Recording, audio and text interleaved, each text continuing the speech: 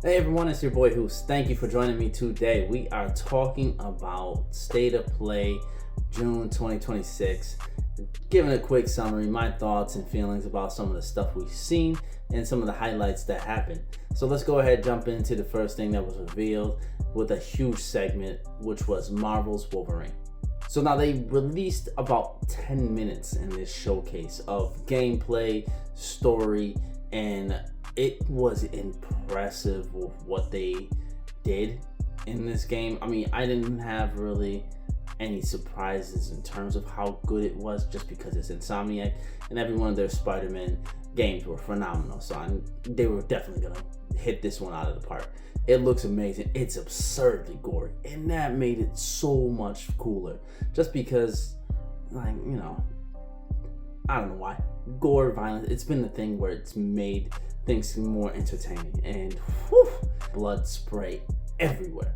But you've got a good glimpse of Wolverine's healing factor, how his outfit gets destroyed. You got to also see the feature of a bunch of characters for the first time, including Jean Grey, Sabretooth, and a bunch of other characters. It was an epic little segment. You got to see Logan driving a motorcycle to catch a train, hopping from train to train, just absolutely amazing. So that was a good way to start off the show. For me personally, the remainder of the show was, you know, hit and miss, so-so. There was a few games that really caught my attention. Onimusha was beautiful looking. I'm very intrigued to see how that works out in terms of a new age console. Then also that new game, the yokai hunting game, Kurumi. Hopefully I said that right. That one was beautiful, a visual spectacle. I'm not a huge co-op player, but that looked like one I would try to dabble into because it just looked pretty intense. The mechanisms, the customizations, the power sets, all of it looked amazing. So that was another one that caught my attention.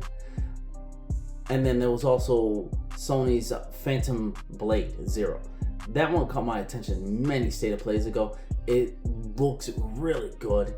They only gave a small snippet this time around, but they also announced that they're going to have a massive showcase for it, its own dedicated showcase this summer.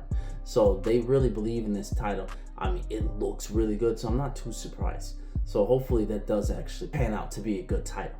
And then for another quick appearance, Tomb Raider was there. No real date or anything for it, but it looked good. Then we also had a Silent Hill Townfall and Until Dawn 2.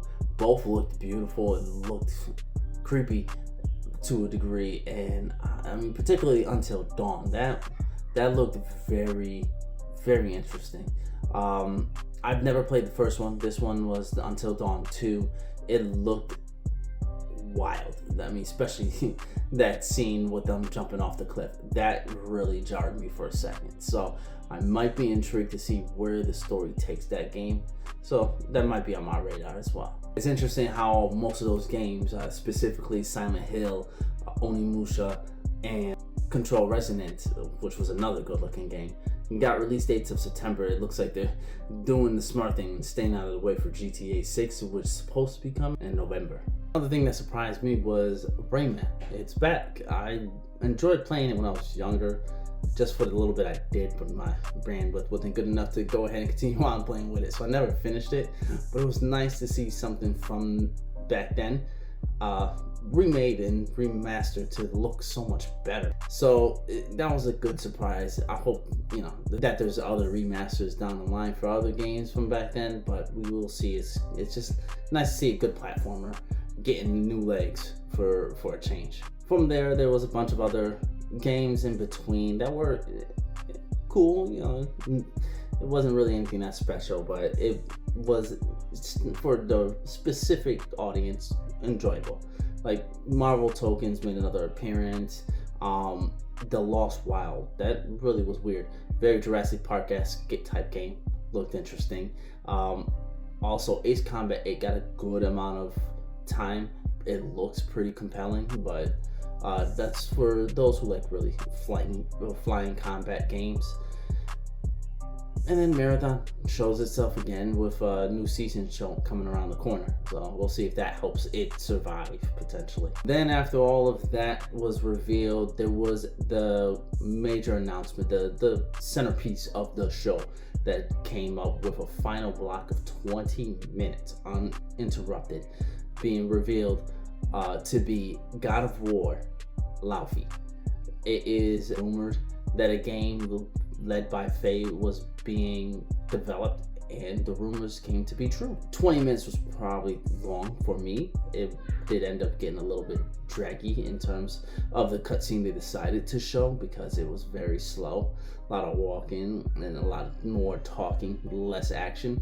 But when they did show the action, the combat, fluid, beautiful, smooth. So I'm excited. Hopefully it does live up to what we've seen in that 20-minute showcase there. So overall, I enjoyed the show itself. It was a situation where the beginning was amazing. The middle was, okay. It was decent. There was good stuff. And then the end just was like a wow to finish it off. So overall, I'd probably give it a kind of like a B type of grade for this kind of showcase. I wish there was more, especially with how they played it up. But as one person brought it up to my attention, that the last time they did showcase a state of play in a theater like they did this time, it was to do something with God of War. And lo and behold, God of War made an appearance yet again in one of these showcases. So it was very good. The beginning and the end, it was decent to meh in the middle. So let me know what you think. How did you enjoy it? Which title were you most interested in? What showed up that you wanted to play or surprised you? And what was the biggest disappointment to you in the showcase?